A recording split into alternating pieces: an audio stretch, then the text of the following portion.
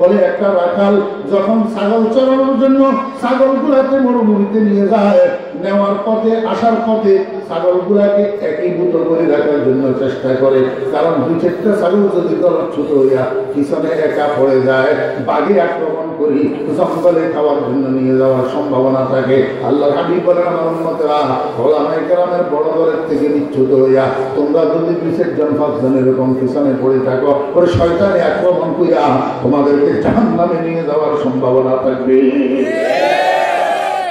বুঝছেন না? বুঝেন নাই? অথচ কোন দল আলেমের অনুসরণ করবেন? বড় দলের না ছোট দলের? বড় দলের। দেশের হক্কানি ওলামায়ে কেরামদের ম্যাক্সিমাম ওলামায়ে কেরাম যেই পথে, আমরা সবাই সেই পথে। আলাইকুম ওয়া রাহমাতুল্লাহি ওয়া বারাকাতুহু।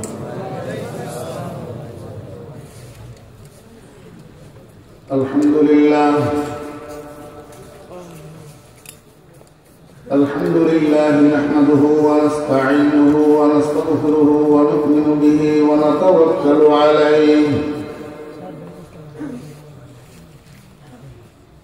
ونعوذ بالله من شرور أنفسنا ومن سيئات أعمالنا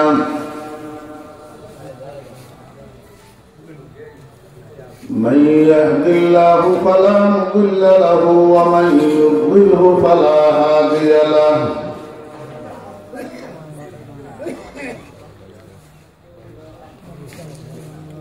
ونشهد أن لا إله إلا الله لا خالق إلا الله ولا مالك إلا الله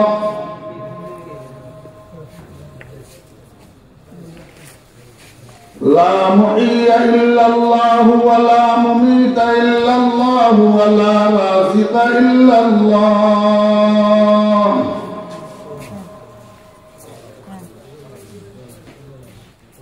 ونشهد أن سيدنا وسندنا وحبيبنا ومولانا محمدا عبده ورسوله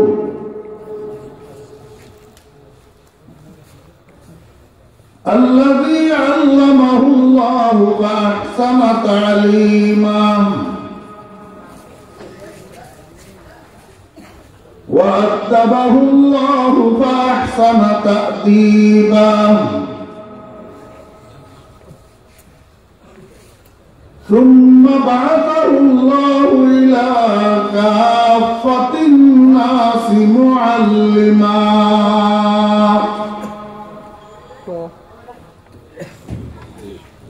اللهم فصل وسلم عليه وعلى آله وصحابه وأزواجه وذرياته وأهل بيته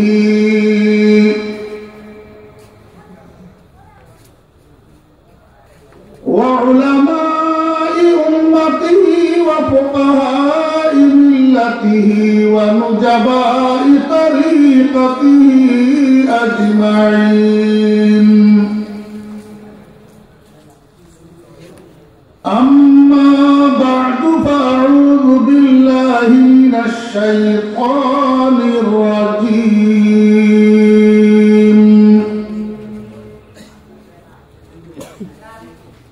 بسم الله الرحمن الرحيم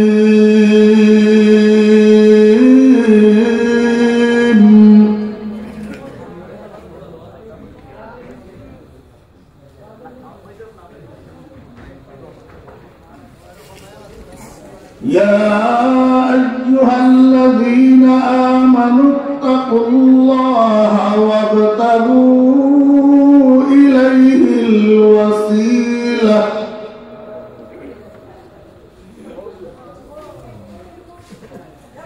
وجاهدوا في سبيله لعلكم تفلحون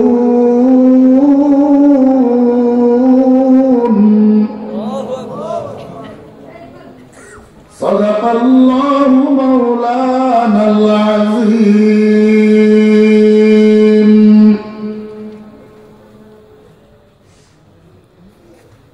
قال رسول الله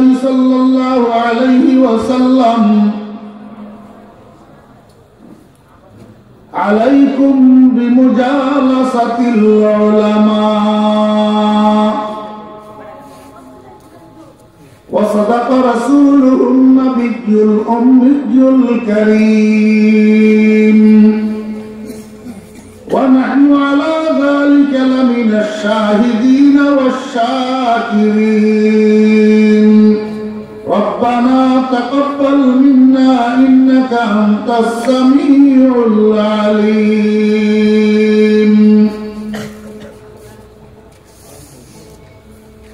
اے خاص ہمیں رسول وقت دعا ہے اے خاص ہمیں رسول وقت دعا ہے امت پہ تیرے آکے عجیب وقت پڑا ہے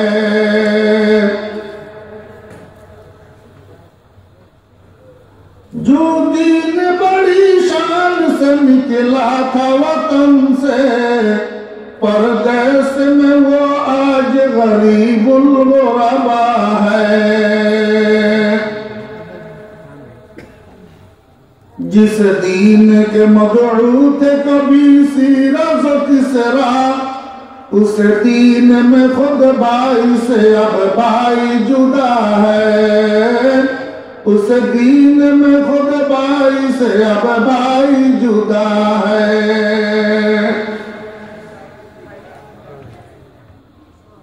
محترم المقام صاحب صدق کرام حضرت صدر جلسہ دامت معالیہم گرامی قدر حضرات علماء کرام সমাবেত সর্বস্তরের দিন দরদি মুসলমান ভাইয়েরা প্রাণাধিক প্রিয় ছাত্র ভাইয়েরা যুবক তরুণ ভাইয়েরা পর্দার আড়ালের সম্মানিতা পর্দানসী মা ও বোনেরা মহান আল্লাহ রাব্বুল আলামিনের অপরিসীম দয়া আর ইহসান আল্লাহ রাব্বুল আলামিন আমাদেরকে আজ 21 জানুয়ারি 2019 ইংরেজি তারিখে সিলেট জেলার বিশ্বনাথ থানাধীন চক কাশিমপুর জামিয়া তাওয়াক্কুলিয়ার উদ্যোগে আয়োজিত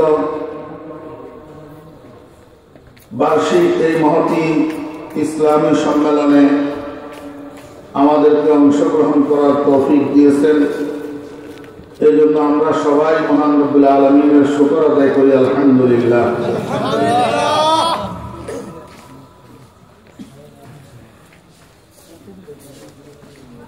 খুতবা এবং দরুদ শরীফের পর আমি আপনাদের সামনে আল্লাহ পাকের পবিত্র কালামের সূরাতুল মায়েদার 35 নম্বর আয়াতখানা তিলাওয়াত করেছি এবং সেই সাথে আমাদের সকলের প্রিয় নবী ইমামুল আম্বিয়া ওয়াল মুরসালিন শফিউল মুজনবিন রাহমাতুল আলামিন খতিবুল আম্বিয়া ওয়াল মুরসালিন ইয়াউমাল কিয়ামা জনাব মুহাম্মদুর রাসূলুল্লাহ সাল্লাল্লাহু আলাইহি ওয়াসাল্লামের একখানা হাদিস শরীফের একটা অংশ আপনাদের সামনে পাঠ করেছি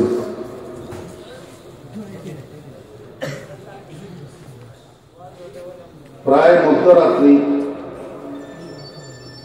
12:30 তো আমার ঘড়িতে বাজতেছে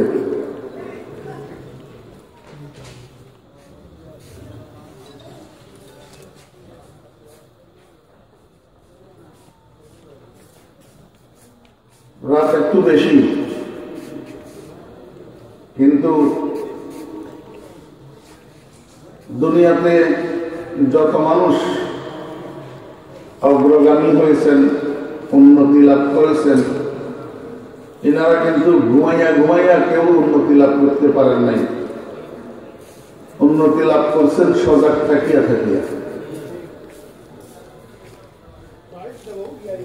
সজাগ থাকা বেশি ঘুমানো কম এটা আল্লাহ পাকের নৈকট্য লাভ করার অন্যতম মাধ্যম। فلما كان سهر الليالي مما جدل عليه عطش العلوم وحيارى ميادين الكمال سهرت ليالي لا نوم فيها لأحظو حظوهم وأحشر معهم। সেই সূত্রে আমি অদম্য আপনাদেরকে গভীর রাত্রে নিয়ে বসছি,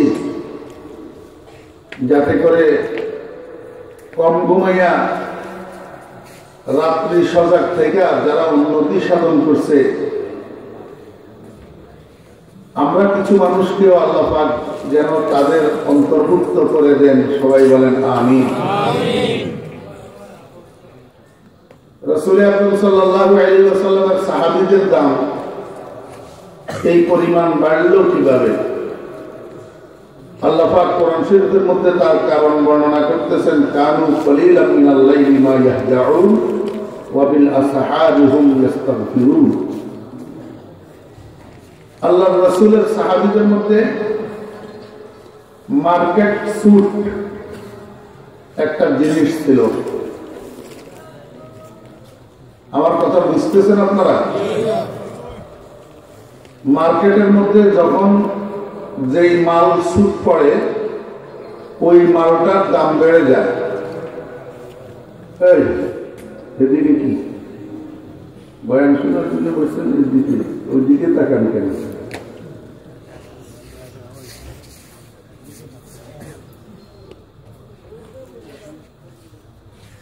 দুনিয়া আখিরাতের সকল কাজের সফলতার চাবিকাঠি হল মনোযোগ। অমনোযোগী ছাত্র পরীক্ষায় ফেল করে, জীবনে উন্নতি করতে পারে না। অমনোযোগী ড্রাইভার গাড়ি অ্যাক্সিডেন্ট করে। অমনোযোগী কৃষক জমিনে ভালো ফসল ফলাইতে পারে না। অমনোযোগী ব্যবসায় ভালো করতে পারে না, ফেল মারে। অমনোযোগী নামাজি ফাওয়াইলুল লিল মুসাল্লিন আল্লাযীনা হুম আন সালাতিহিম সাহুন। অতএব দুনিয়ার মানুষের দুনিয়ার কাজ এবং আখিরাতের কাজ উভয় কাজের ধ্বংস হওয়ার জন্য একমাত্র কারণ হল অমনোযোগিতা। আল্লাহ পাক আমাদেরকে মনোযোগিতার সাথে একাগ্রতার সাথে শোনার তৌফিক দান করেন। ঘুমাইতেছেন কেউ মাঝখানে? ভাই যারা সজাগ আছেন টাইনে ভাবে দেখেন একটু কেউ ঘুমাইতেছে কিনা।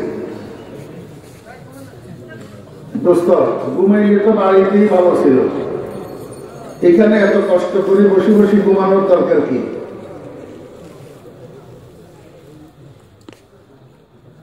মার্কেটের মধ্যে যখন যেই মাল সুট পড়ে সেই মালে দাম বাড়ে, ঠিক না ঠিক? জি ওই সবাই তো বললেন না।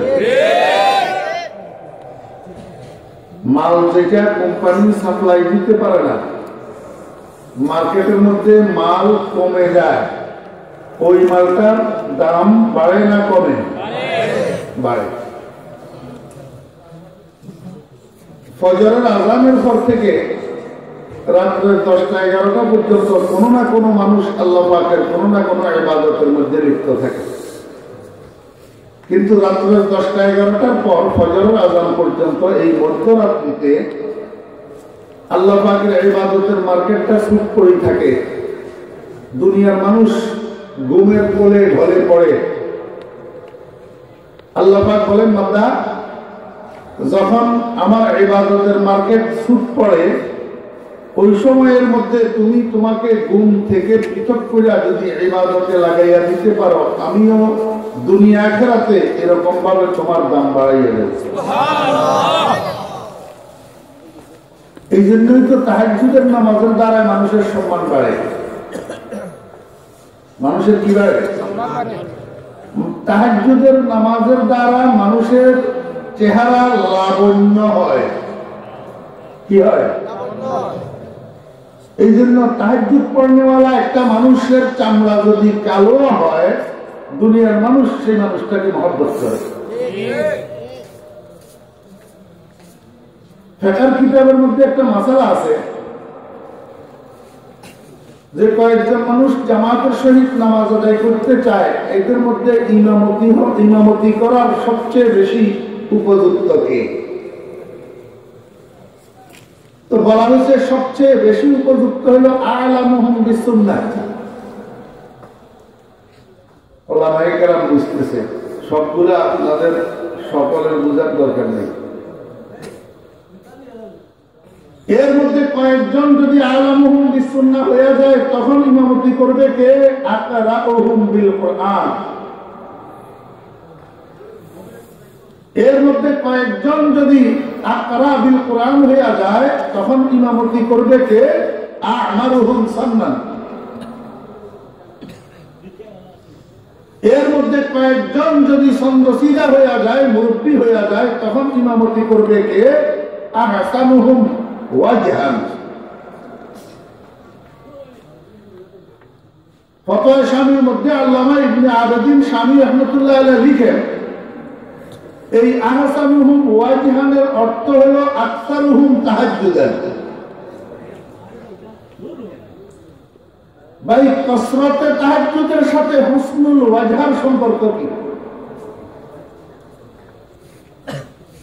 কসরতে তাহাজ্জুদের সাথে হুসনুল ওয়াজহার সম্পর্ক হলো মানুষ যেটা তাহাজ্জুদের নামাজ বেশি পড়ে, আল্লাহ পাক তার চেহারার মধ্যে একটা সৌন্দর্য দান করে। এই সৌন্দর্যটা চামড়ার রং না, এটা একটা মায়াবী রং। অনেক সুন্দর মানুষের চেহারার মধ্যে মায়া থাকে না, অনেক কালো মানুষের চেহারার মধ্যেও কি থাকে? মায়া থাকে। মানুষ যেটা তাহাজ্জুদের নামাজ বেশি পড়ে, তার চেহারার মধ্যে আল্লাহ পাক এরকম একটা হোসন আর খুবই আর জামাল দিয়া দেয় যে দুনিয়ার মানুষ তাকে মহব্বত করতে শুরু করে। পীর সাহেব চরমনাই রহমতুল্লাহ আলাইহি একটা উদাহরণ দিই। সৈয়দ মোহাম্মদ ফজলুল করিম রহমতুল্লাহ আলাইহি, আপনারা দেখছেন কিনা আমি জানি না, মানুষটার চামড়ার রঙে কালো ছিল,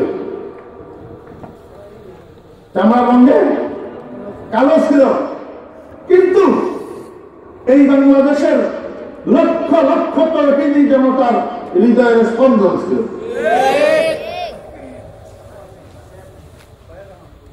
যার জন্য জীবন উৎসর্গ করার জন্য তৈরি ছিল লক্ষ লক্ষ তৌহিদি জনতা। কিসের কারণে? চামড়ার রঙের কারণে না, খোদা প্রদত্ত জামাল আর হোসেনের কারণে। আর এই জামাল আর হোসেন আল্লাহ পাক রব্বুল আলামিন আতা করেন কসরত তাহাজ্জুদের কারণে, বেশি তাহাজ্জুদের নামাজ পড়ার কারণে। কেন? যেহেতু তাহাজ্জুদের নামাজটা মার্কেট ছুট অবস্থায় হয়, যখন দুনিয়ার মানুষ ঘুমায়, অল্প কিছু সংখ্যক মানুষ ঘুম থেকে সজাগ হইয়া তাহাজ্জুদের মুসাল্লায় দাঁড়াইতে পারে, সবাই দাঁড়াইতে পারে না। এবার বুঝে থাকলে একটু বলেন তো, আমরা ঘুম মেরে কষ্ট করে এখানে বসে আছি, লাভে না লসে? জি, কোন দিকে আয়াত তেলাওয়াত করলাম, কথাটা কোন দিকে চলে গেল, এখন না বুঝে গেল তো আমার মনে আর বুঝতেছে না।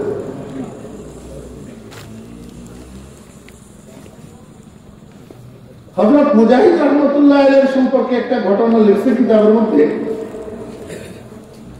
মুজাহিদ রাহমাতুল্লাহ আলাইহি একজন জলিলুল কদর তাবেঈ ছিলেন।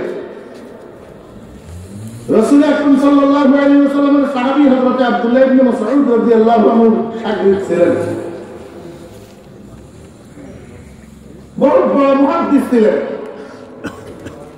সে হাসিবটা বিভিন্ন কিতাবের মধ্যে হযরত মুজাহিদ রাহমাতুল্লাহ আলাইহি থেকে অসংখ্য হাদিস বর্ণিত আছে। হযরত মুজাহিদ রাহমাতুল্লাহ আলাইহি একদিন বাজারে গেছেন বিকেল বেলায় একটা বাঁধি খরিদ করার জন্য। বাজারে যাইয়া দেখেন শেষ সময় হয়ে গেছে, সমস্ত গোলাম বাঁধিগুলা বিক্রি হয়ে গেছে, শুধু একটা বাঁধি আছে, একজন মালিক তাকে সামনে লইয়া দাঁড়ানো আছে। বাঁধিটার গায়ের রং কালো, মাথার চুলগুলো এলোমেলো, জামা কাপড়ে ময়লা, মোটামুটি দেখতে পাগলিনীর মতো দেখায়। হযরত মুজাহিদ রাহমাতুল্লাহ আলাইহি চিন্তা করতেছেন, পাগড়ি বাঁধি একটা আনা আছে, এটাকে খরিদ করেও কি করব, আর না করেও কি করবো, আরেকদিন বাজারে আসবে কে? তো মনে মনে সিদ্ধান্ত নিলেন এটাকেই খরিদ করে নিয়ে যাবেন। বাদির মালিকের কাছে গেলেন, যাইয়া জিজ্ঞেস করলেন, ভাই বাদিটা আপনার? বলে জি হ্যাঁ আমার। বিক্রি করবেন? হ্যাঁ বিক্রি করবেন। কত টাকা মূল্য? বলে এত টাকা মূল্য। এর মধ্যে ফাগলি বাদি এটা কথা বলি উঠছে। ফাগলি বাদি বলে, হুজুর আপনি যে আমাকে খরিদ করতে চাইতেছেন, আমার তো একটা শর্ত আছে। হযরত মুজাহিদ রাহমাতুল্লাহ আলাইহি মনে মনে কয়, বাবারে দেখতে পাগলের মতো লাগে, আবার শর্ত তো কয়। কি শর্ত? ফাগলি কয়, হুজুর শর্ত হলো ফজরের নামাজের পর থেকে ইশার নামাজ পর্যন্ত আপনি আমাকে যত কাজের হুকুম দিবেন আমি সম্পূর্ণ মানতে বাধ্য থাকবো, কিন্তু ইশার পর থেকে ফজরের আযান পর্যন্ত এই সময়টার মধ্যে আপনি আমাকে কোনো কাজের হুকুম দিতে পারবেন না, আমি মানতে পারবো না। বড় মজার ঘটনা, আপনারা শুনবেন নি? জি, কে কে শুনতে আগ্রহী আছেন? মাশাআল্লাহ, হাত নামান। ওই যারা বাইরে দাঁড়ায় রয়েছে এরা কিন্তু হাত উঠায় নাই। ভাই আমার একটা অনুরোধ, এই মজার ঘটনা যদি শুনতে চান তাহলে সবাইকে একটু বসতে হবে। দাঁড়ায় থেকে আমি বলবো না, একজনও দাঁড়ায় থেকে বলবো না, বসতে হবে। Sit down please. দাঁড়াইলে হবে না, দাঁড়াই শুনতে হইলে এই পর্দার আড়ালে বারান্দায় যাইয়া দাঁড়ান, আমার চোখের আড়ালে। না হবে না, সেখানে কোনায় দাঁড়াইলে হবে না, দাঁড়াই থেকে আমি বলবো না। রাত্রের বাজে 12:30টার উপর দাঁড়াই থাকবেন কেন? মানুষ 2 কিলোমিটার রাস্তা যাওয়ার জন্য যখন বাসে উঠে এদিক সেদিক তাকায় সিট পায় কিনা বসার জন্য, কারণ দাঁড়াই থাকতে কষ্ট। ওয়াজের মাহফিলে আসলে ওনাদের কাছে বসতে কষ্ট লাগে।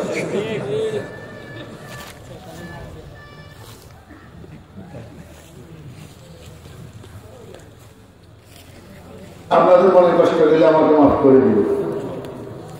আমি মাহফিলের সৌন্দর্য রক্ষার্থে এই কাজটা না করলেই নয়। আর মনে কষ্ট নেবেন কেন? বসি যান না, বসলে অসুবিধা কি? টাকায় খরচ হবে না।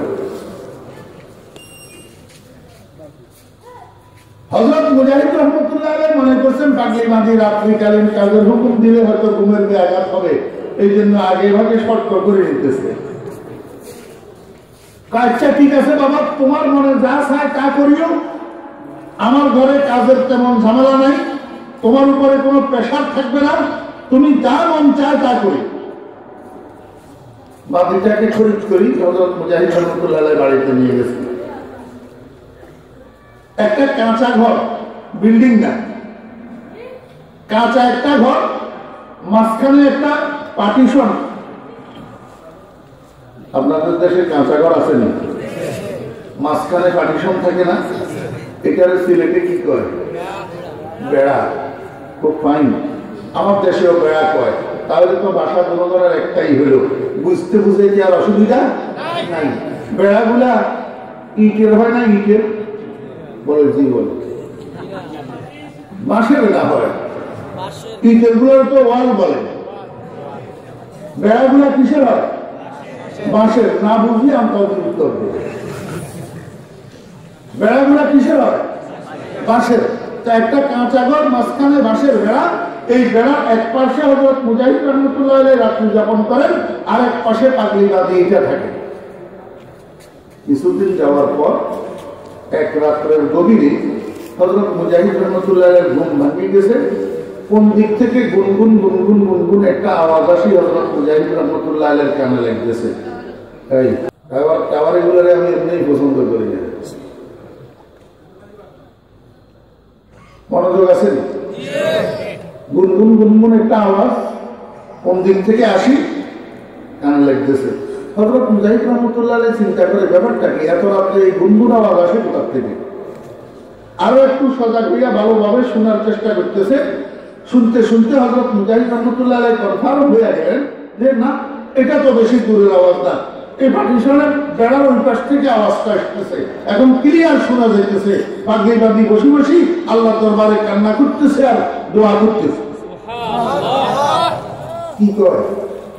হে আল্লাহ, তুমি যে আমাকে মহব্বত করো কোনো সন্দেহ নাই। হে আল্লাহ, তুমি যে আমাকে মহব্বত করো সেই মহব্বতের ওসিলা দিয়া তোমার কাছে জীবনের গুনাহগুলো মাফ চাইতেছি। মাওলাই কারীম, তোমার মহব্বতের ওসিলায় আমার জীবনের গুনাহগুলো মাফ করে দাও। বুঝতে থাকলে বলুন, কথাটা ভালো না খারাপ? হযরত মুজাহিদ রহমতুল্লাহ আলাইহির কাছে খারাপ লাগছে। হযরত মুজাহিদ রহমতুল্লাহ আলাইহির সঙ্গে সঙ্গে ডাক দিয়েছে, এই বাদী এদিকে আস। মুনিবের ডাক না, তাড়াতাড়ি পাগড়িবাদী মুনাজাত শেষ করি হযরত মুজাহিদ রহমতুল্লাহ আলাইহির সামনে জায়গা দাঁড়াইছে।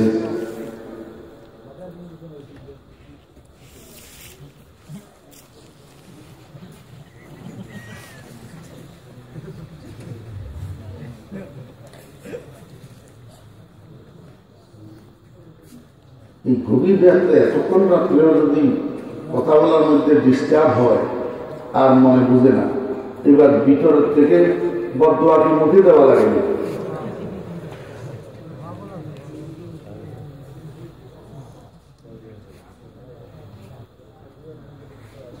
মনোযোগ আছেন? পাগড়ি কর হুজুর, এই রাত্রে আমাকে কেন ডাকছেন? হযরত মুজাহিদ রহমতুল্লাহ আলাইহি বাদী কিন্তু মস্ত বড় বেয়াদব। বলে, হুজুর আমার অপরাধ? হযরত মুজাহিদ রহমতুল্লাহ আলাইহি সারা দুনিয়ার ওলি আব্দুল গাউস কুতুব সবাই আল্লাহর কাছে আল্লাহর মহব্বত ভিক্ষা চায়, আর তুই আল্লাহর কাছে আল্লাহর মহব্বতের উসিলা দিয়ে গুনাহ মাফ চাইছিস। এরকম গ্যারান্টি সহকারে তুই কেমনে বলতে পারলি যে আল্লাহ তোকে মহব্বত করে? আর সে আজম থেকে তোর কাছে টেলিফোন আসছে কিনা? বুঝছেন প্রশ্ন? বুঝছেন? আমার ভাইয়েরা, দোস্ত, দেখলে তো পাগলির মতো দেখায়। এই পাগলি এখন মুজাহিদের মতো মুহাদ্দিসকে হাদিস বয়ান করে শোনায়। পাগলি কয়, মুজাহিদ আপনি আমাকে চেনেন না, আমি কিন্তু আপনাকে ঠিক রকম চিনি। আপনি একজন উচ্চ মর্যাদা সম্পন্ন মুহাদ্দিস। এখন দেখতেছি আপনার কাছে আল্লাহর হাবিবের এখানে হাদিস পৌঁছে নাই। قال رسول الله صلى الله عليه وسلم إذا أراد الله بعبد خيرا استعمله الله. قالوا كيف استعمله الله يا رسول الله؟ قال يوفقه الله للعمل الصالح قبل الموت. কি মনে করেন হযরত মুজাহিদ রহমতুল্লাহ আলাইহির তরজমা করে দেওয়া লাগেনি হাদিস? জি, পাগড়িবাদী হাদিস তেলাওয়াত করে শুনেছি। হযরত মুজাহিদ রহমতুল্লাহ এক্সট্রাডিউস হয়ে গেছে। ওই বাবারে, দেখতে পাগলের মতো লাগে। হাদিস তো সহিহ, হাদিসে সহিহ ভরপুরে পড়তেছেন। এই হাদিস এই ভাগনি আমারে কেমনে শোনাবে? পাগড়িবাদী কয়, হুজুর আল্লাহর হাবিব তো ইরশাদ করেছেন, আল্লাহ পাক যখন কোন মানুষের মঙ্গল কামনা করে, আল্লাহ পাক যখন কোন মানুষকে ভালোবাসে আর মহব্বত করে, আল্লাহ পাক যখন কোন মানুষের ভালাই চায়, মৃত্যুর আগে ওই মানুষটাকে নেক কাজের তৌফিক দিয়ে আল্লাহ পাক নেক কাজের মধ্যে ব্যবহার করে।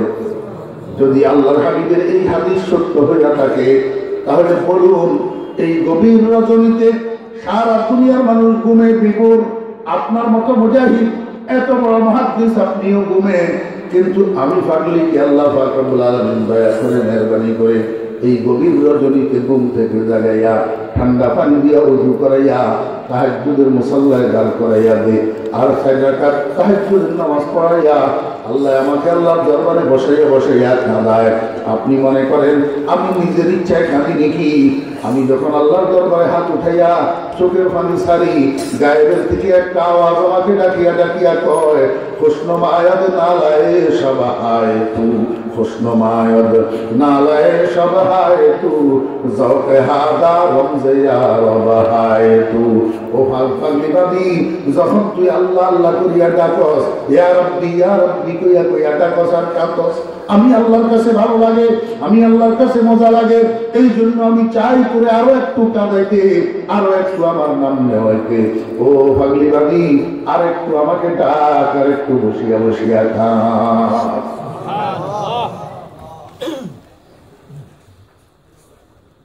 হযরত মুজাহিদ রাহমাতুল্লাহ আলাইহি পাগলি, আমি মনে করছিলাম তুই সাধারণ একটা পাগলি বাদি, এখন দেখি সাধারণ নয়, তুই অসাধারণ আল্লাহর বাদি।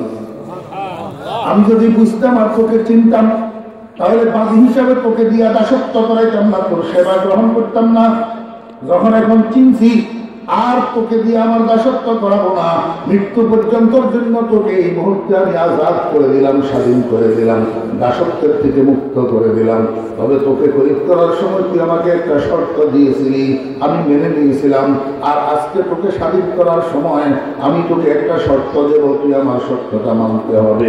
শর্ত হলো, স্বাধীনতার জীবনে যতদিন বাঁচবি অন্য কোথাও যেতে পারবি না, আমার এখানে কাটাইতে হবে জীবনটা তোর। আমি মুজাহিদ এতদিন না চিনার কারণে তোকে দিয়ে যে দাসত্ব করেছি, তার প্রায়শ্চিত্ত করার জন্য মৃত্যু পর্যন্ত তুই বাদীর খেদমত করিয়া করিয়া কাটাবো।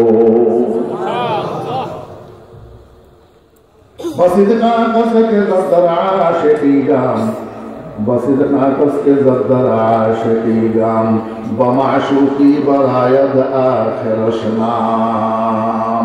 মানুষ একজন একজনকে মহব্বত করতে করতে, কোন আশিক মাশুককে মহব্বত করতে করতে শেষ পর্যন্ত এমন একটা স্তরে যাইয়া পৌঁছে যায়, যখন আশিক আর মাশুকের দরজা সমান হয়ে যায়, দুজন একজন আরেকজনের জন্য আশিক হয়ে যায়, দুজন একজন আরেকজনের জন্য মাশুক হয়ে যায়। বান্দা আল্লাহ পাকের ইবাদত করতে করতে আল্লাহ পাককে মাশুক বানাইয়া চলতে চলতে আর তর্পর করতে করতে এক সময় এমন একটা যায় বান্দা আল্লাহ পাকের মাশুক হয়ে যায়, আল্লাহ পাক নিজেকে বান্দার আশিক বানাইয়া দেয়।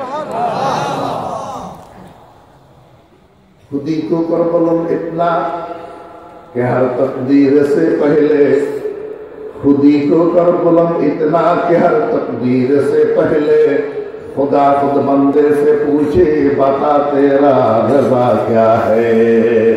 आशिक व माशूक गर्दन हर गए, हम तो माशूक व आशिक मिस्ते शौक। ओ मेरा মান কানা লিল্লাহি কানা আল্লাহু লাহু। মানুষ যখন আল্লাহর জন্য হয়ে যায়, আল্লাহ মানুষের জন্য হয়ে যায়, আর আল্লাহ যখন মানুষের জন্য হয়ে যায়, কোন মাখলুকা ওই মানুষটার খাদেম হয়ে যায়।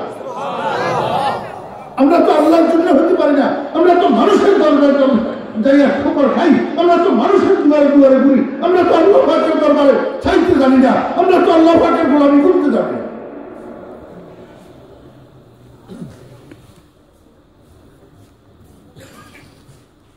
আমি আপনাদেরকে বুঝিয়ে দিতেছিলাম, এই ভাগিবাদীর দাম যে আল্লাহ এত বাড়াইয়া দিলেন, হযরত মুজাহিদ রাহমাতুল্লাহ আলাইহির মতো এত বড় জলিল কদর হস্তিকে আল্লাহ পাক খাদেম বানাইয়া দিলেন। কিসের বিনিময়ে? ওই রাত্রি জাগরণের বিনিময়ে। রাত্রি জাগিয়া আল্লাহ পাকের গোলামি করতে কাটানোর কারণে, রাত্রি জাগিয়া আল্লাহ পাকের দরবারে কান্নাকাটি করার কারণে।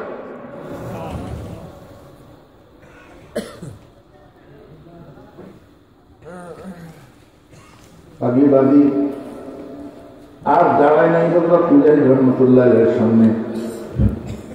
আস্তে আস্তে বেড়ার ওই পাশে গেছে, যাইয়া সিজদায় পড়ছে। সিজদায় পড়িয়া কয়, রব্বুল আলামিন, তোমার সাথে আমার একটা গোপন প্রেমের সম্পর্ক ছিল, দুনিয়ার কোনো মানুষ জানতো না। আজকে যখন তোমার আমার এই গোপন প্রেমের সম্পর্কের কথা আরেকজন তৃতীয় ব্যক্তি মুজাহিদ জেনে গেছে, আমি আর এই পৃথিবীতে থাকতে রাজি নেই। তুমি আমাকে উঠে নাও। আশহাদু আল্লা ইলাহা ইল্লাল্লাহু ওয়া আশহাদু আন্না মুহাম্মাদান আবদুহু ওয়া রাসূলুহু। করুণ সুরে কালিমা শাহাদাতের আওয়াজ যখন শুনতে পাইছেন, হযরত মুজাহিদ রাহমাতুল্লাহ আলাইহি কি ঘটতেছে এখানে, এই কালিমা শাহাদাতের আওয়াজ কেন? তাড়াতাড়ি বসার থেকে উঠি, বেড়া ওই পার্শ্বে যাইয়া দেখে পাগলি বাবির শরীরটা সিজদারত অবস্থায় পড়ে আছে, কিন্তু রূহটা আর দুনিয়াতে নাই। গুপ্তে কুদ্দুসি ফকিরি দরফানা ও দরবাকা, খুদ বখুদ আজাদ বুদি, খুদ গিরফতার আমদি। এবার বসে থাকলে বলুন তো আমাকে, একটু রাত জাগিয়ে আছে, জামায়াত তাওয়াক্কুলিয়ার মাহফিলে বসে আছেন, এতে করে লাভে আছেন না লসে আছেন? লাভে না লসে? লাভে। আল্লাহ রহমতে ইনশাআল্লাহ। শর্ত হলো আল্লাহ পাক রব্বুল আলামিন যদি এই মজলিসটাকে কবুল করে, আমি তো আল্লাহর দরবারে দোয়া করতেছি, হে আল্লাহ, আমি ফরিদুল দিনের গুনাহের কারণে এই মাহফিলটাকে তুমি কবুলিয়ত থেকে মাহরুম করিও না। এখানে তোমার যে কোনো আল্লাহর বান্দা মকবুল আছে, ওই মকবুল বান্দার উসিলায় মাহফিলটাকে কবুল করে নাও। সবাই বলেন আমিন। আল্লাহ পাক যদি কবুল করে ফেলে, তাহলে আজকে এই বসা আমাদের জন্য মূল্যবান, কোন রকমের লস নাই।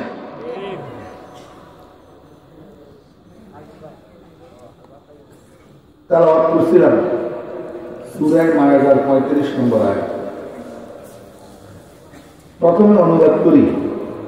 আল্লাহ পাক রব্বুল আলামিন ইরশাদ করেন, ইয়া আইয়ুহাল্লাযীনা আমানু তাকুল্লাহ, হে ঈমানদারগণ, তোমরা আল্লাহকে ভয় করো। ওয়াবতাগু ইলাইহিল ওয়াসিলা, এবং আল্লাহ পর্যন্ত পৌঁছার জন্য তোমরা ওয়াসিলা তালাশ করো, মাধ্যম তালাশ করো। আল ওয়াসিলাতু হিয়া মা ইউতাওয়াসসালু বিহা ওয়া বিকাউলিল বা'দ আল ওয়াসিলাতু শাইউন ইউতাওয়াসসালু বিহি ইলা শাইইন আখar।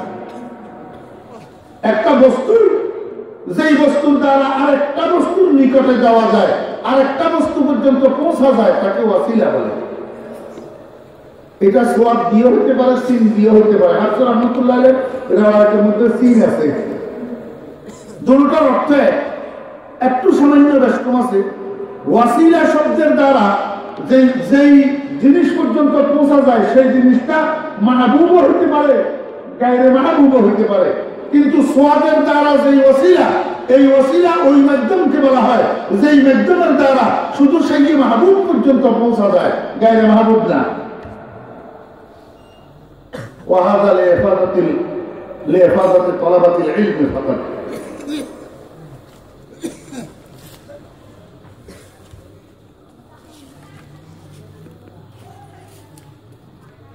এবার এখান থেকে আমাদের বুঝার বিষয় হলো, আমি আপনাদেরকে জিজ্ঞেস করি, সিলেট শহরে 5 তলা 10 তলা ভবন আছে না নাই?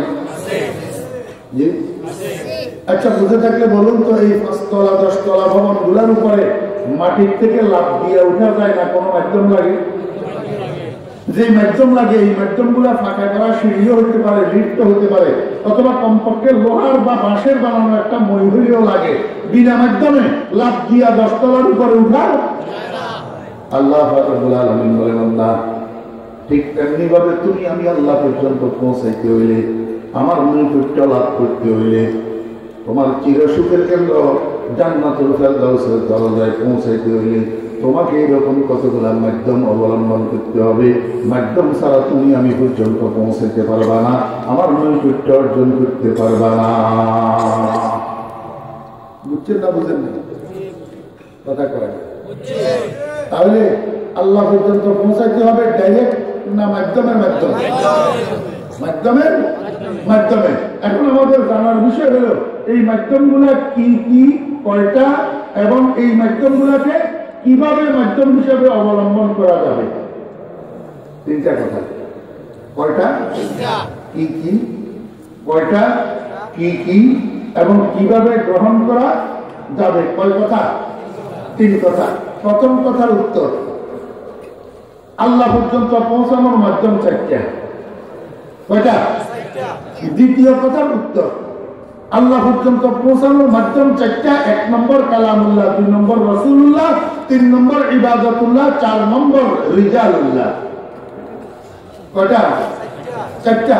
তাফসীরের পরিভাষা সবাই হয়তো বুঝি কুলে উঠতে পারেন নাই, এবার আমি বাংলাতে বলি। কালামুল্লাহ মানে কোরআন শরীফ, রাসূলুল্লাহ মানে মুহাম্মদুর রাসূলুল্লাহ সাল্লাল্লাহু আলাইহি ওয়াসাল্লাম, আর ইবাদতুল্লাহ মানে নামাজ, রোজা, হজ, যাকাত, কোরআন তেলাওয়াত, জিকির, আজকার, তাসবিহ, তাহলিল, দান, সাদকা, মা-বাবার খেদমত ইত্যাদি ইত্যাদি আল্লাহ পাকের যত ইবাদত। এই পর্যন্ত বুঝছেন তো? এই 3টা মাধ্যম বুঝছেন না? বুঝেন না? কথা বলতে হবে। শুধু আমি চিনলাম, আপনারা কিছু বলবেন না, এটা হবে না। শুনতে হইলে আমার থেকে কথা বলতে হবে, না হলে আমি শেষ। আল্লাহ মান।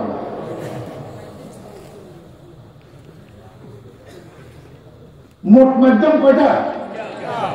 চারটা। এই পর্যন্ত বুঝলেন কয়টা? তিনটা। কালামুল্লাহ, রাসূলুল্লাহ, ইবাদতুল্লাহ। অর্থাৎ কোরআন শরীফ, রাসূল, ইবাদত।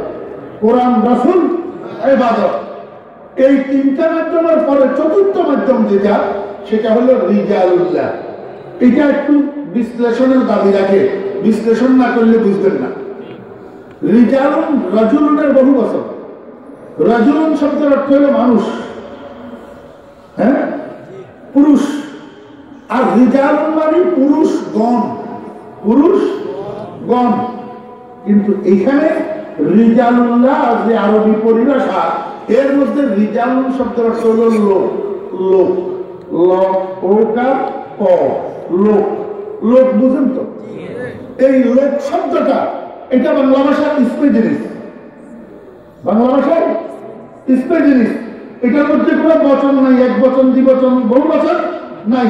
একজনকেও লোক বলা যেতে পারে, 10 জনকেও লোক বলা যেতে পারে, 100 জনকেও লোক বলা যেতে পারে। ঠিক না? ঠিক বলেন।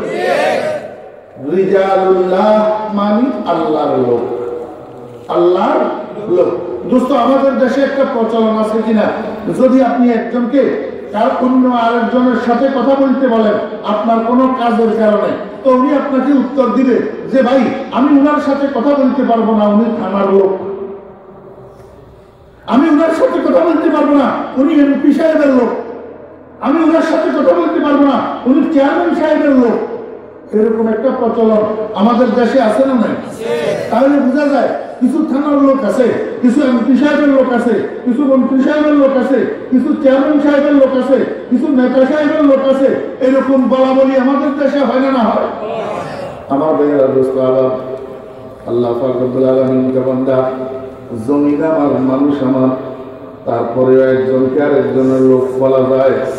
আমার জমিনে আমার কিছু লোক থাকতে পারে কি পারে না? আল্লাহর জমিনে আল্লাহর কিছু লোক থাকতে পারে কি পারে না? ও দোস্ত, বাবা, আল্লাহর জমিনে আল্লাহর লোক যেগুলা থাকে সেগুলার নাম রিজালুল্লাহ। কার লোক? আল্লাহর লোক।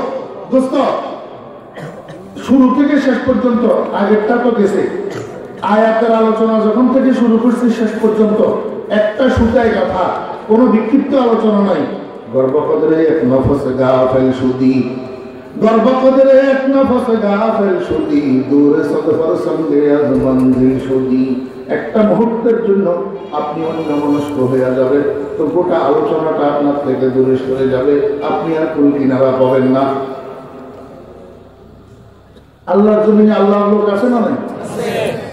আপনাদের কি বিশ্বাস আছে? এই আল্লাহর লোক কারা? ভাই, দুনিয়ার মধ্যে একজনের লোক আরেকজনকে বলা হয় কোন সময়, যখন একজন মানুষের সাথে আরেকজন মানুষের বিশেষ সম্পর্ক থাকে এবং একজন মানুষ আরেকজন মানুষের বিশেষ কাজগুলা আঞ্জাম দেয়, তখন তাকে তার লোক বলা হয়। দোস্ত, আল্লাহ পাক যুগে যুগে নবী রাসূলদেরকে দুনিয়াতে পাঠাইছেন কতগুলা কাজ দিয়া। এই কাজগুলা নবী রাসূলগণ আল্লাহু আকবার দুনিয়াতে জীবিত থাকাকালীন আঞ্জাম দেয়। তেমনি ভাবে আমাদের রাসূল মুহাম্মদ রাসূলুল্লাহ সাল্লাল্লাহু আলাইহি ওয়াসাল্লামকে আল্লাহ পাক কতগুলা কাজ দিয়া দুনিয়াতে পাঠাইছেন। এই কাজগুলা নবীজি যতদিন জীবিত ছিলেন ততদিন আঞ্জাম দিয়েছেন। ও ভাইয়েরা, দুনিয়ার থেকে নবীজি যাওয়ার পরে কিয়ামত পর্যন্ত নবীজির কার্যক্রমগুলা চলমান থাকবে না বন্ধ হয়ে যাবে? জি, কেন চলমান থাকবে? যেহেতু আমাদের নবীজি খাতামুন নবীয়্যিন, কিয়ামত পর্যন্তর জন্য নবী, এর মধ্যে আর কোন নবী রাসূল আসবে না। তাহলে নবীজি যে কাজগুলা নবীজিকে দিয়া আল্লাহ পাক দুনিয়াতে পাঠাইছেন, যে কাজগুলা নবীজি জীবদ্দশায় পালন করেছেন, নবীজি দুনিয়ার থেকে বিদায় হওয়ার পরেও সেই কাজগুলা দুনিয়াতে চলমান থাকবে। এখন চলমান থাকবে যে নিজে নিজে চলবে না, কেউ চালাবে, কেউ চালাবে। আমার ভাইরা, দোস্ত, বাবা, আল্লাহ যে কাজ দিয়া নবীজিকে দুনিয়াতে পাঠাইছেন, এই কাজগুলা নবীজি দুনিয়া থেকে বিদায় হওয়ার পরে যারা চালাবে কিয়ামত পর্যন্ত যুগে যুগে কালে কালে, এরা হইল আল্লাহর লোক। এদের নাম রিজালুল্লাহ। এদের নাম কি? রিজালুল্লাহ। এবার বুঝে থাকলে বলুন আল্লাহু আকবার। রাসূল আকরাম সাল্লাল্লাহু আলাইহি ওয়াসাল্লামকে আল্লাহ পাক কিছু কাজ দিয়েছিলেন কিনা? জি, তোর মধ্যে একটা কাজের নাম হইল নামাজের ইমামতি। আল্লাহ পাক রসুলকে এই কাজ দিয়া দুনিয়াতে পাঠাইছেন। এই জন্য রসুল সারা জীবন নামাজের ইমামতি করছেন না করেন নাই? শুধু 17 ওয়াক্ত নামাজের ইমামতি করেন নাই, অসুস্থতার কারণে এই 17 ওয়াক্ত নামাজের ইমামতি করাইয়াছেন হযরত আবু বকর সিদ্দিক রাদিয়াল্লাহু আনহুকে দিয়া। আর বাকি পুরা জীবন নবী পাক সাল্লাল্লাহু আলাইহি ওয়াসাল্লাম মসজিদে নববীতে নামাজের ইমামতি করেছেন। এই নামাজের ইমামতিটা রাসূল আকরাম সাল্লাল্লাহু আলাইহি ওয়াসাল্লামকে কে দিয়েছে? আল্লাহ দিয়েছে। দোস্ত,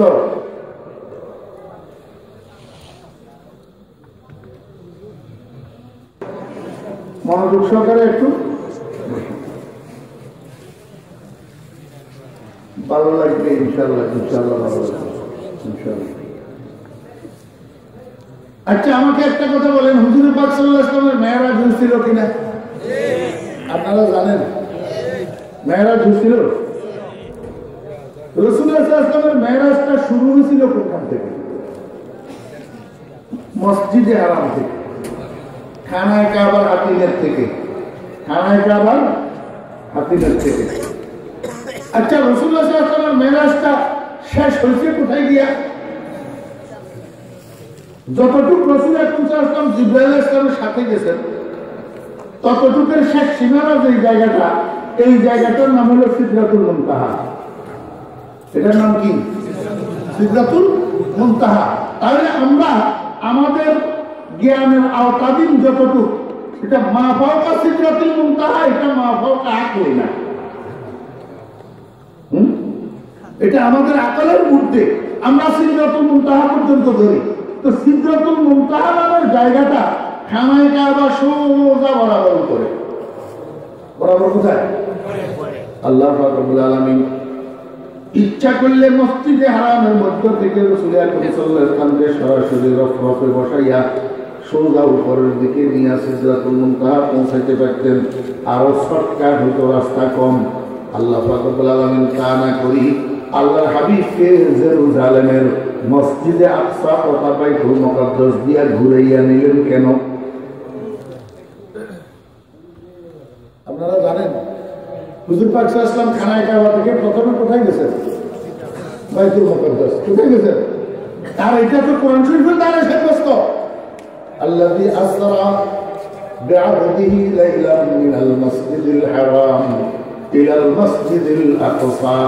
এখন মসজিদে হারাম থেকে মসজিদে আকসায় নিয়া ঘুরাইয়া উপরের দিকে উঠেলেন কেন? অথচ খানায় কাবা থেকে সোজা উপরে সিদরাতুল মুনতাহা আল্লাহ পাক আল্লাহর হাবিবকে মসজিদে হারাম থেকে মসজিদে আকসায় নিয়ে গেছেন একটা কাজ করানোর জন্য। সেই কাজটার নাম হলো ইমামতি। বুঝছেন না? বুঝেন না?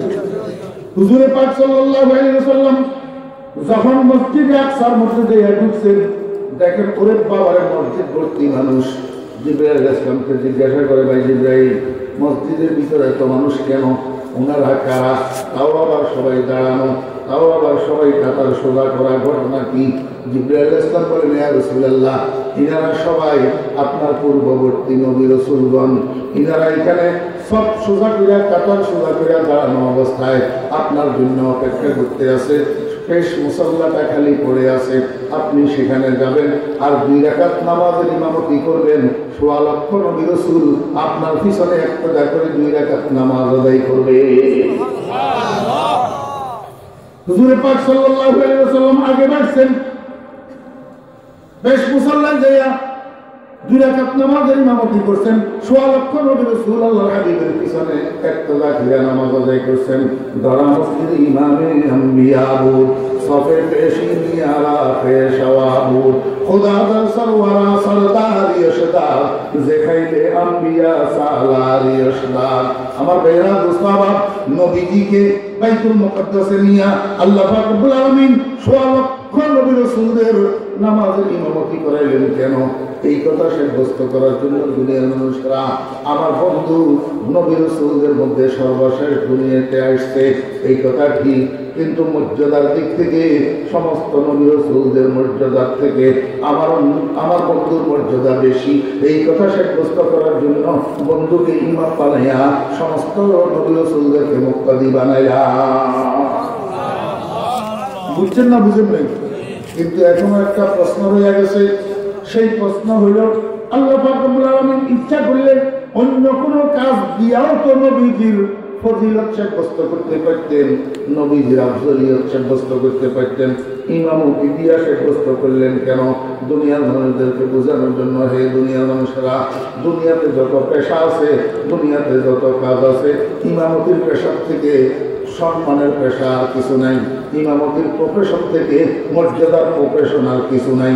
দুনিয়াতে যত সম্মানী মানুষ আছে, যত উচ্চ মর্যাদা সম্পন্ন মানুষ আছে, যত বড় শিক্ষিত, যত বড় জ্ঞানী, যত বড় ধনী, যত বড় ক্ষমতার অধিকারী, এর দুনিয়ার মানুষ মসজিদের ইমামের চেয়ে সম্মানী আর কেউ না। মসজিদের ইমামের চেয়ে সম্মানী আর কেউ নাই। এই জন্য আমি বলি, ও দোস্তরা বাবারা মুরব্বীরা, যদি কোনো মসজিদের সভাপতি আপনি হইতে পারেন, কোনো মসজিদের সেক্রেটারি আপনি হইতে পারেন, তা আপনার তাফালিংয়ে মসজিদে ইমাম মুয়াজ্জিন থাকতে পারে না। ইমাম মুয়াজ্জিনের সাথে আপনি গরু ছাগলের মতো ব্যবহার করেন। আপনি মনে করেন আপনি মসজিদের সভাপতি হয়েছেন, একটা বটগাছ হইয়া গেছেন, আপনি মসজিদের সেক্রেটারি হয়েছেন, একটা তাল গাছ হইয়া গেছেন। আসলে না, আমি বলবো আপনি মসজিদের সভাপতি সেক্রেটারি হয়েছেন, আপনি মসজিদের খাদেম হয়েছেন। নিজেকে খাদেম মনে না করে যদি ইকরামি করেন, মুয়াজ্জিন ইমামের সাথে যদি গরু ছাগলের মতো ব্যবহার করেন, এই সভাপতিগিরি আর সেক্রেটারিগিরি কিয়ামতের ময়দানে আপনার মুখের উপরে ভরা হবে। আল্লাহু আকবার। তাহলে দুনিয়াতে যত কাজ আছে, সবচেয়ে সম্মানী কাজ কি? ইমামতির কাজ। আমি আপনাদেরকে বুঝাইতে চাইছিলাম, এই ইমাম রাসূল আকরাম সাল্লাল্লাহু আলাইহি ওয়াসাল্লামকে সর্বপ্রথম কে বানাইছেন? আল্লাহ। ইমামতির দায়িত্ব কে দিয়েছেন? আল্লাহ। রাসূল আকরাম সাল্লাল্লাহু আলাইহি ওয়াসাল্লাম সারা জীবন কাজে আঞ্জাম দিয়েছেন না দেন নাই? এখন নবীজি দুনিয়া থেকে যাওয়ার পরে নবীজির এই কাজটা যুগে যুগে কালে কালে কারা আঞ্জাম দিতেছে? যারা আল্লাহর লোক, তারা আঞ্জাম দিতেছে। আল্লাহর দেওয়া কাজ নবীজি পালন করছেন। নবীজি দুনিয়া থেকে যাওয়ার পরে যারা সেই কাজ আঞ্জাম দিতেছে, সেই কাজ পালন করতেছে, এরা রিজালুল্লাহি ফিল আরদ, এরা হইল আল্লাহর লোক। বুঝে থাকলে বলুন, নবীজি যাওয়ার পরে মসজিদের ইমামতি ইঞ্জিনিয়ার সাহেব করতেছে না ডাক্তার সাহেব করতেছে, না উকিল সাহেব করতেছে, না ব্যারিস্টার সাহেব করতেছে, না হাই স্কুলের হেড স্যার করে না, একজন আলেম করতেছে। একজন আলেম খাইয়া না খাইয়া, পাইয়া না পাইয়া, বেতন কম পাইতেছে, বেশি পাইতেছে, নগদ পাইতেছে, বাকি পাইতেছে, এই আলেমেরা মসজিদের ইমামতি সারে না। ও ভাইরা মুস্তাফা, অর্থাৎ নবীজিকে আল্লাহ পাক যে কাজ দিয়ে পাঠিয়েছেন, এই কাজ নবীজির স্তর সিদ্ধ হইয়া যারা আঞ্জাম দিতেছে, এরা হলো রিজালুল্লাহি ফিল আরদ, আল্লাহর লোক। এবার বুঝে থাকলে বলুন, এই রিজালুল্লাহ কারা? এরা হক্কানি উলামায়ে কেরাম। হক্কানি উলামায়ে কেরাম, সময় নেই। হক্কানি উলামায়ে কেরাম রিজালুল্লাহি ফিল আরদ, আল্লাহর লোক। এই বুঝছেন না বুঝেন না? তাহলে আল্লাহ পর্যন্ত যাওয়ার মাধ্যম কয়টা? চারটা। এক নম্বর কোরআন শরীফ, সোজা সোজা। এক নম্বর কোরআন শরীফ, দুই নম্বর রাসূলুল্লাহ, তিন নম্বর ইবাদাতুল্লাহ। আমার ভাইরা দোস্তারা, এখন তিন নম্বর প্রশ্নের উত্তর, এই মাধ্যমগুলাকে কিভাবে অবলম্বন করবেন, মাধ্যম হিসাবে গ্রহণ করবেন কিভাবে? আমার ভাইয়েরা, প্রথম তিনটা মাধ্যমকে যদি আপনি অবলম্বন করতে চান, ওই চতুর্থ মাধ্যমের শরণাপন্ন আপনাকে হতে হবে। আপনি কোরআন শরীফকে যদি মাধ্যম বানাইতে চান, আলেমের শরণাপন্ন হতে হবে। রাসূলুল্লাহকে যদি মাধ্যম বানাইতে চান, আলেমের মুখোমুখি হতে হবে। ইবাদতুল্লাহকে যদি মাধ্যম বানাইতে চান, আলেমের শরণাপন্ন হতে হবে। এক কথায় এই চতুর্থ মাধ্যম তথা হক্কানি উলামায়ে কেরামের মুখোমুখি না হইয়া, হক্কানি উলামায়ে কেরামের মহতাজ হইয়া, হক্কানি উলামায়ে কেরামের শরণাপন্ন না হইয়া, বাকি তিনটাকে আপনি কখনো মাধ্যম বানাইতে পারবেন না। আর এই তিনটা মাধ্যমকে যদি মাধ্যম হিসাবে অবলম্বন করতে না পারেন, আল্লাহ পর্যন্ত পৌঁছা বাইকে ঢুকবে না, আল্লাহ নৈযুক্ত বাইকে ঢুকবে না। সব সময় যেই কামনাটা লালন করিয়ে অন্তরে বেহেশতে যাওয়ার কামনা, সেই কামনা পূরণ হবে না, বেহেশতের দরজায় কদম পড়বে না। কোরআন শরীফকে ওভারটেক করলে, রসুলকে ওভারটেক করলে, ইবাদতকে ওভারটেক করলে, আর এগুলাকে যদি আপন করতে হয় তাহলে আলেম লাগবে চতুর্থ মাধ্যম। আলেমকে বিনয় করিয়া, আলেমকে ওভারটেক করিয়া, আলেমের সমালোচনা করিয়া কোনো অবস্থায় বেহেশতে যাওয়ার সুযোগ নাই। আপনারা প্রশ্ন করবেন, হুজুর বলছেন তো ভালো কথা, আলেমকে অনুসরণ করতে হবে, কিন্তু আলেমরা তো দ্বিধার হইয়া গেছে। এই দলে কয় আমাদের কাছে আলেম আছে, এই দলে কয় আমরা তো আলেমের দলই। এখন আমরা কোন দিকে যাব, কোন দলের আলেমের অনুসরণ করব? এই প্রশ্নের উত্তর দিয়ে গেছেন 1450 বছর আগে হাবিবে খোদা জনাব রাসূলুল্লাহ সাল্লাল্লাহু আলাইহি ওয়াসাল্লাম। قال رسول الله صلى الله عليه وسلم اتبعوا السواد الأعظم فإنه من شذ شذ في النار أو كما قال النبي عليه الصلاة والسلام। আল্লাহর হাবিব বলেন, উম্মতেরা, তোমাদের সামনে এমন একটা সময় আসবে যখন আলেমদের মধ্যে দ্বিধা বিভক্তি শুরু হবে, আলেমদের মধ্যে দলাদলি শুরু হবে, আলেমরা দুই দলে ভাগ হয়ে যাবে। তখন তোমরা বিভ্রান্তির মধ্যে পড়ে যাবে, তোমরা কোন দল আলেমের অনুসরণ করবা? আল্লাহর হাবিব উম্মত, এমন সময় যখন আসবে তখন ঘর থেকে বাইরে হইয়া আল্লাহু আকবার রাস্তায় উঠবা, ময়দানের দিকে তাকাইবা। আল্লাহ তোমার যেই বিবেক দিছে, আল্লাহ তোমাকে যেই বিবেচনা দিছে, এই বিবেচনা দিয়া ময়দানের দিকে তাকাইয়া দেখবা কোন দলে আলেম 90 জন আর কোন দলে আলেম 10 জন, কোন দলে আলেম 95 জন আর কোন দলে আলেম 5 জন, সেটা ঠিক করিবা। ঠিক করার পরে বড় জামাত, ওলামায়ে কেরামের বড় জামাত, যেটা সাওয়াদে আযম, এই আসওয়াদের উপরে যা লিখলাম এটা আউযু মুযাফিলাই ইত্তাবিউ সাওয়াদ আল আযম, আই ইত্তাবিউ সাওয়াদ আল উলামাইল আযম। আলেমদের বড় জামাত, বড় দল যেটা, সেই দলের অনুসরণ করো। অর্থাৎ যেই দলে আলেম 90 জন, সেই 90 জনের দলের আলেমদের অনুসরণ করো। যেই দলে আলেম 10 জন, 10 জনের দলের আলেমের অনুসরণ করিও না, 5 জনের দলের আলেমের অনুসরণ করিও না। অর্থাৎ যেই দলে মুসলিমীয় কিছু আলেম আছে আর কতগুলা কারো পকেটের ভিতরেও থাকে, তাদের অনুসরণ করিও না। হক্কানি আলেমদের বড় জামাত যেটা, সেটার অনুসরণ করিবা। আল্লাহর হাবিব বলেন, কেন? বলে, একটা রাখাল যখন ছাগল চরানোর জন্য ছাগলগুলাকে মরুভূমিতে নিয়ে যায়, নেওয়ার পথে আসার পথে ছাগলগুলাকে একীভূত করে রাখার জন্য চেষ্টা করে। কারণ 2-4টা ছাগল যদি দলচ্যুত হইয়া পিছনে একা পড়ে যায়, বাঘে আক্রমণ করি জঙ্গলে খাওয়ার জন্য নিয়ে যাওয়ার সম্ভাবনা থাকে। আল্লাহর হাবিব বলেন, আমার উম্মতেরা, ওলামায়ে কেরামের বড় দলের থেকে বিচ্যুত হইয়া তোমরা যদি 2-4 জন 5 জন এরকম পিছনে পড়ে থাকো, ওই শয়তানে আক্রমণ করিয়া তোমাদেরকে জাহান্নামে নিয়ে যাওয়ার সম্ভাবনা থাকবে। বুঝছেন না? বুঝেন নাই? অথচ কোন দল আলেমের অনুসরণ করবেন? বড় দলের না ছোট দলের? বড় দলের। দেশের হক্কানি ওলামায়ে কেরামদের ম্যাক্সিমাম ওলামায়ে কেরাম যেই পথে, আমরা সবাই সেই পথে।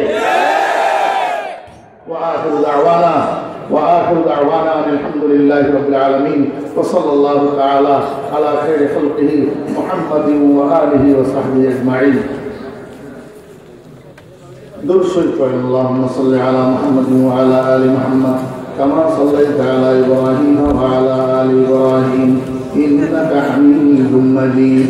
اللهم بارك على محمد وعلى آل محمد كما باركت على إبراهيم وعلى آل إبراهيم إنك حميد مجيد.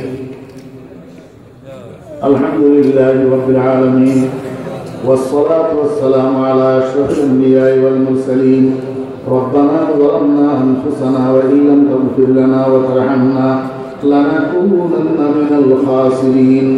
ربنا هب لنا من أزواجنا وذرياتنا قرة أعين واجعلنا للمتقين إماما.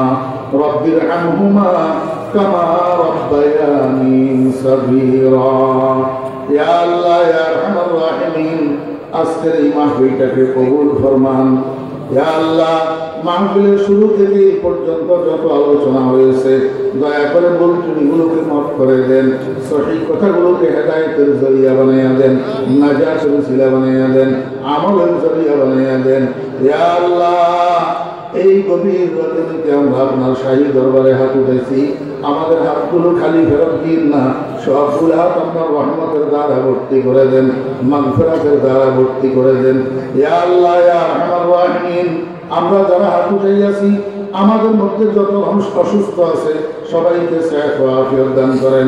যারা রিজিকের অভাবে অনটনে আছে রিজিক ফরাগত করে দেন, যারা ঋণগ্রস্ত আছে ঋণের থেকে মুক্ত করে দেন, যারা বিপদগ্রস্ত আছে বিপদের থেকে উদ্ধার করে দেন। ইয়া আল্লাহ, অনেক ভাই বন্ধুরা দোয়া চেয়েছেন, কার কি হাজত আছে আপনার জানা আছে, সকলের মুবাহ হাজাত পূরণ করে দেন, মাকাসিদে হাসানা পূরণ করে দেন। ইয়া আল্লাহ, এই মাহফিলকে উসিলা করে ইয়া আল্লাহ জামিয়া তাওয়াক্কুলিয়ার সমস্ত জরুরত গায়েবের থেকে আসানি সহিত পুরা করে দেন। ইয়া আল্লাহ, হযরত মুহতারাম সাহেব হুজুরকে সেহত ও আফিয়ত দান করেন, হুজুরের হায়াতের মধ্যে বরকত দান করেন, সমস্ত আসাতিজায়ে কেরামকে কবুল ফরমান, সমস্ত তালিবে ইলম ভাইদেরকে কবুল ফরমান। ইয়া আল্লাহ, তালিবে ইলম ভাইদেরকে ইলমে নাফি দান করেন। ইয়া আল্লাহ, আলেমে হাক্কানি রব্বানি বানান। ইয়া আল্লাহ, মাদ্রাসার দাতা যারা আছে ইয়া আল্লাহ সমস্ত দাতাদেরকে কবুল ফরমান, মুহাব্বত করনে ওয়ালাদেরকে কবুল ফরমান, প্রতিবেশীদেরকে কবুল ফরমান। ইয়া আল্লাহ, মাদ্রাসাকে মুহাব্বত করি মাদ্রাসায় দান সদকা করি আজকে দুনিয়াতে নাই, কবরে শুয়ে গেছে এমন মানুষগুলার কবরকে বেহেশতের বাগান বানাইয়া দেন, কবরকে নূরের রহমতে ভরপুর করে দেন। ইয়া আল্লাহ, আজকে মাহফিলের মাইকের আওয়াজ চতুর্দিকে যতটুকু যেতেছে সমস্ত কবরস্থানগুলির মুর্দে গানের কবর আযাব মাফ করে দেন। ইয়া আল্লাহ, ইয়া আল্লাহ, সামনে যত ইসলামী জলসা জুলুস আছে সবগুলাকে আল্লাহ কবুল ফরমান, মুসলিম ইন্তজামের সহিত আঞ্জাম দেওয়ার তৌফিক দেন।